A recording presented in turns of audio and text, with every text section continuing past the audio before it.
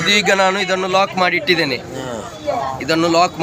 ಇದರ ಕಾಲಿಗೆ ನಾನು ಏನು ಮಾಡಿದ್ದೇನೆ ಅಂದರೆ ಇದರ ಒಂದು ಉಗುರ ಇದನ್ನು ಒಂದು ಪಾಯಿಂಟ್ ಇದನ್ನು ಕಟ್ ಮಾಡಿ ಇದಕ್ಕೆ ಒಳಗೆ ಹಾಕಿ ಲಾಕ್ ಮಾಡಿ ಇಟ್ಟಿದ್ದೇನೆ.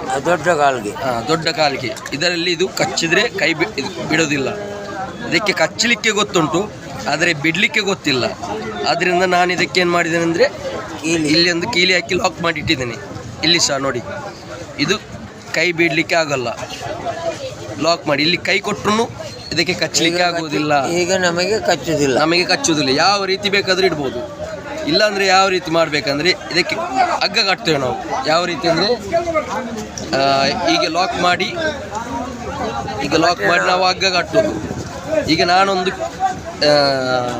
ದಿಮಾಗ್ ಮೈಂಡನ್ನು ಯೂಸ್ ಮಾಡಿ ಇದನ್ನು ಕಟ್ ಮಾಡಿ, ಈ ಪೀಸನ್ನು ಕಟ್ ಮಾಡಿ ಇದರ ಒಳಗೆ ಲಾಕ್ ಮಾಡಿ ಇಟ್ಟಿದ್ದೇನೆ.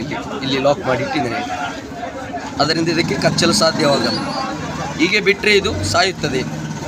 ಹೀಗೆ ನಾವು ನೀರಿಗೆ ಹಾಕಿದರೆ ಇದು ಬದುಕಲ್ಲ, ಸಾಯುತ್ತದೆ. ಯಾಕಂದರೆ ಇಲ್ಲಿ ನಾವು ಲಾಕ್ ಮಾಡಿ ಕೀಲಿ ಹಾಕಿ ಲಾಕ್ ಮಾಡಿ ಇಟ್ಟಿದ್ದೇವೆ. ಓಕೆ, ಇದು ತುಂಬ ಸ್ಟ್ರಾಂಗ್ ಆಗಿರುವಂತಹ ಏಡಿ. ಇದು ಕ್ರ್ಯಾಬ್. ಇದಕ್ಕಿಂತ ಕ್ರ್ಯಾಬಲ್ಲಿ ಒಂದು 20-30 ರೀತಿಯ ಕ್ರ್ಯಾಬ್ ಇದೆ.